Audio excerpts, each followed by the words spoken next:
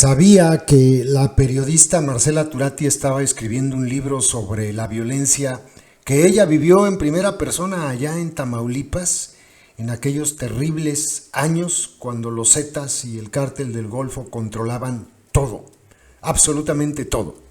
Y sí, ya este libro, indudablemente lo voy a buscar y lo tengo que leer, se llama San Fernando, Última Parada.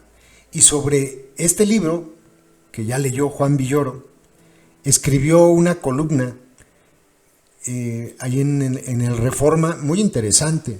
Es un poquito de lo que ocurría y de lo que trata su libro. Dice Juan Villoro, la última parada.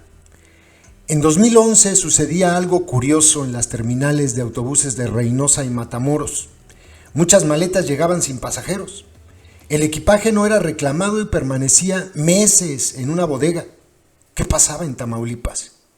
Los camiones eran interceptados en una parada previa, San Fernando. La extraordinaria periodista Marcela Turati ha reconstruido una de las historias más escabrosas del México reciente.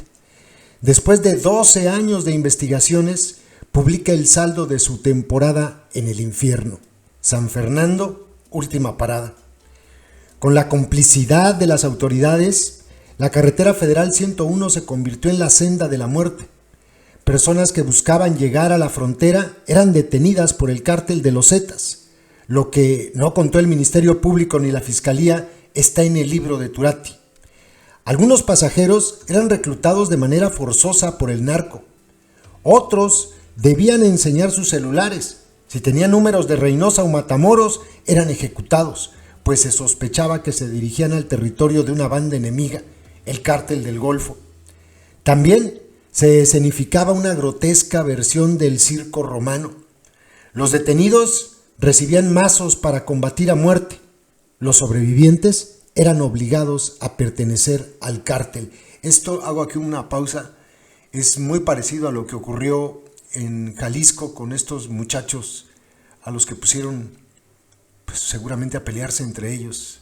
Terrible caso, terrible, lo contábamos en su momento, que decía yo, me recuerda lo que pasaba en San Fernando, cómo los narcos ponían a pelear a las personas con marros y el que sobrevivía se lo llevaban, lo reclutaban.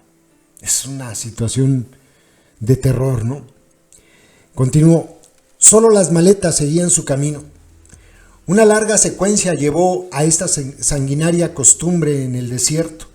En 2003, Osiel Cárdenas Guillén, líder del Cártel del Golfo, fue capturado.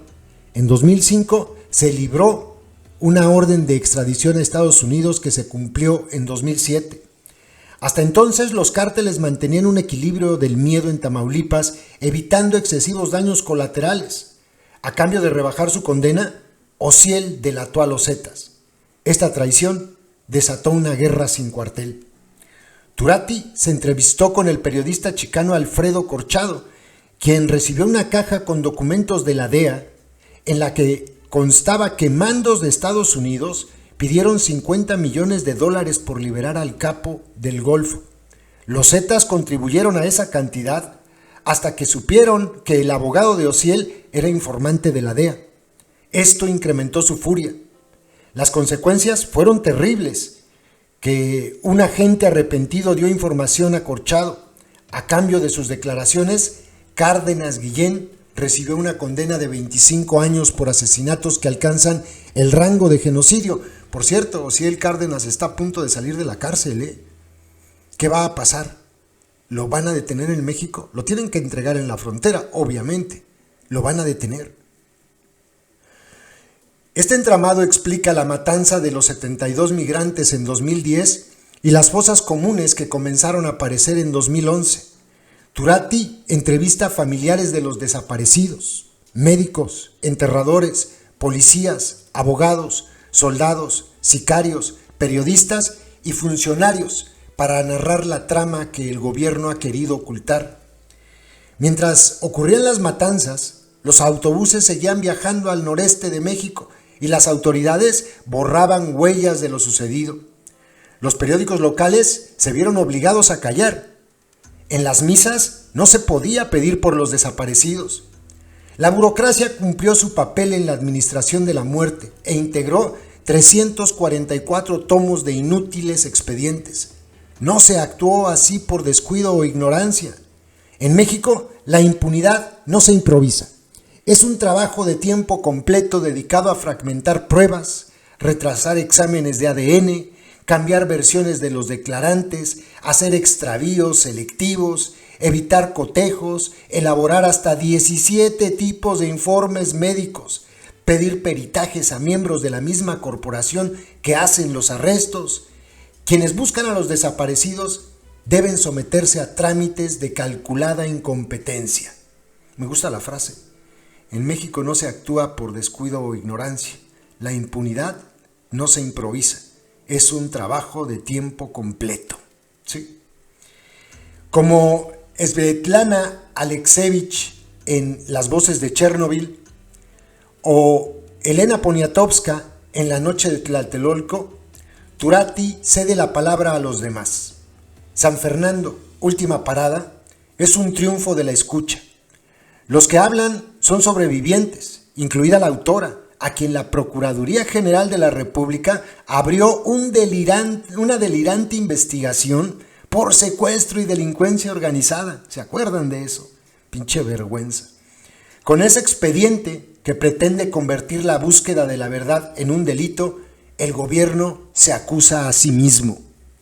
Turati no permitió que su libro tuviera una parada anticipada. Después de 12 años de riesgos, llegó a un insólito destino mexicano: saber lo que sucede. Su indagación explora los límites del lenguaje. ¿Cómo decir lo innombrable? La población se refería a los narcos como esa gente temerosa de usar otras palabras. San Fernando, última parada, es el sitio de excepción donde los testigos del horror se atreven a hablar desde el anonimato, amparados en el nombre ejemplar de una sola persona: Marcela Turati. Hay que leerlo, y a este tipo de periodistas hay que comprarle sus libros. No compren una copia, no lo bajen de internet, hay que comprarlo en la librería, pedirlo por Amazon, no sé, porque les ayudas un montón. Y este tipo de investigaciones, este tipo de trabajos, pues llevan muchos años, y este es el resultado. Entonces merece mucho la pena comprar el libro de Marcela Turati, San Fernando, la última parada. En cuanto lo tenga, les voy a compartir pedacitos aquí también para que lo compren ustedes. Y creo que vale mucho la pena. Es sin lugar a dudas una de las mejores periodistas de México. Saludos, compas. YouTube nos hace clasificar los videos que subimos para que puedan ser publicados. En esa clasificación nos indica que los videos relacionados con el crimen organizado no se van a mostrar en sugeridos y no enviará notificaciones cuando sean publicados. Por eso, para poder verlos tienes que ingresar al canal y buscarlos. Todos los días subimos videos con esos contenidos. No olvides que ya abrimos un nuevo canal, Personajes México 2, ve a él dando clic en la pantalla final de este video donde dice, mensaje importante, y suscríbete.